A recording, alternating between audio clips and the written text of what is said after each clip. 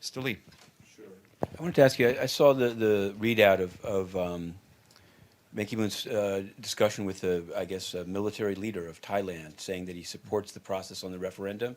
A lot of people are saying that basically what the observation centers to watch the voting on the referendum on August 7th have been ordered closed by the government. The government says they'll arrest anyone who tries to observe it. So it doesn't, in the statement, what is Ban Ki-moon's position on the closure of those centers? Has he received any request to speak to the opposition that wants to observe them? And will the UN play any role in observing the referendum?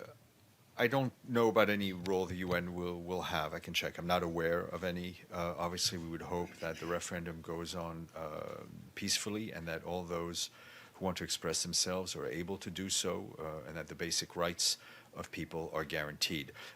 There's been no request that I'm aware of the Secretary General speaking to the opposition. I have seen reports that they're trying to speak or may have spoken to our colleagues in Geneva in the Human Rights Office. But are the rights under the referendum, do they include a right to observe? It seems pretty extreme to say you'll be locked I up don't if have, you observe. obviously, I think it's important that the referendum go in a way that is, which the results are then acceptable to both parties.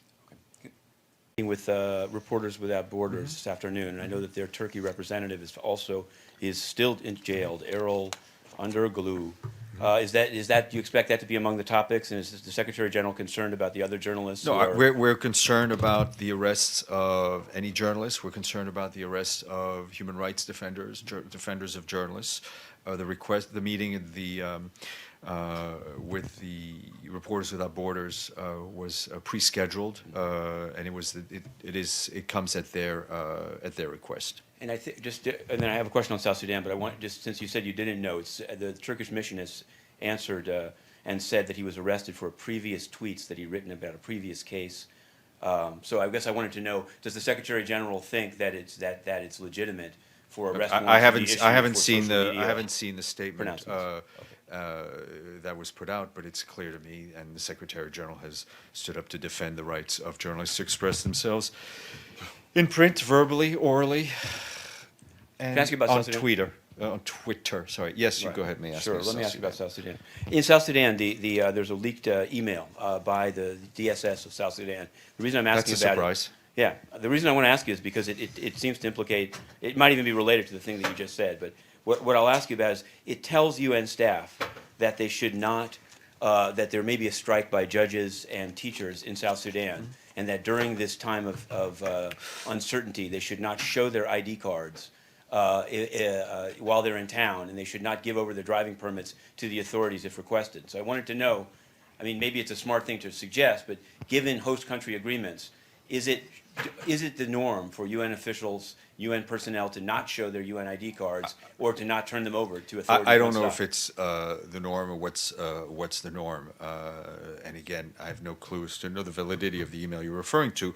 What is clear is that DSS has a responsibility to ensure that our staff is kept safe, and so. Because I once asked you here whether security has a duty to give their names, and you didn't answer. I don't think that's two different issues. Yes, Mr. Yes. Sure. I wanted to ask you, while the Secretary General was traveling, the President of the Security Council, François Delattre, said there's positive momentum and it will be up to the Secretary General to respond. It said that the proposal by Morocco is to have 25 civilian staff out of the more than 80 that were ejected return. Is the Secretary General aware of this offer that apparently Mr. Ladsus has or Mr. Benamar has? And what's his response? No, I mean, we know, decide? I think as we'd said, there was a few days ago, there was a meeting in La Yaoun with UN officials and Moroccan officials on a possible way forward. I think the discussions were constructive. The discussions are obviously continuing here, but we look forward to the return of the full functionality of the mission as requested in the Security Council document. And one other question. I saw that you did write a letter to the editor of Ottawa Citizen, to Alan Rocks, saying Mr. Rock is right. But I wanted to know, just to figure these things out, there's an interview with the professor, CUNY professor Thomas Weiss, in a Korean newspaper that's pretty hard-hitting. Basically says Ban Ki-moon is the second worst SG ever. And I wanted to know, how do you respond to things written in the first person by former UN officials? Is this something that you intend to respond to? You Do you know, have any we response respond. to it? It's my own secret strategy as to Okay. where I respond and where I respond, when I Can we see respond. you? No one should be safe. Mr. Avni. I wanted to ask, I'd asked Stephane on Friday about a note that was put out by the South Korean mission, and he'd ended the exchange by saying, ask them. So I did. And one of the things I asked them is how this note was prepared, or how it was that what Stephane read here was almost identical to the note from the mission. And they've responded, their spokesman has said that the note was provided to the SG's office and UN spokesman's office at their request. So what was I guess I'm just wondering, since the attempt was made to sort of say, this is totally separate, we don't coordinate speeches, and we don't. remarks. So what was in what context did your office request this note from the South Korean mission? It's Go ahead.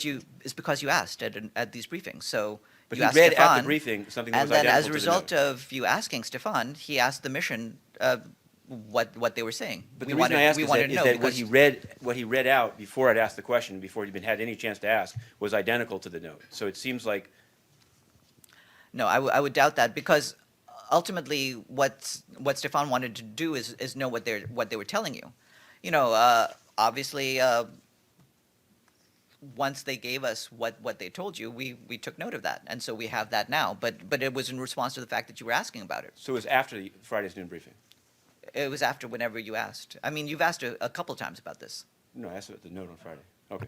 Yeah. Yes. Sure. I wanted to, last week, the DPRK said that they'd send a letter to Ban Ki-moon, which is interpreted by people as an invitation to visit.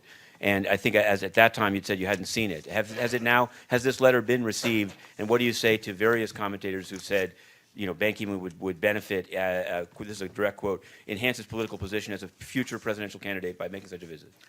We don't have any visit to announce. But do you have the letter? I believe the letter's been received. Have a good afternoon, everyone.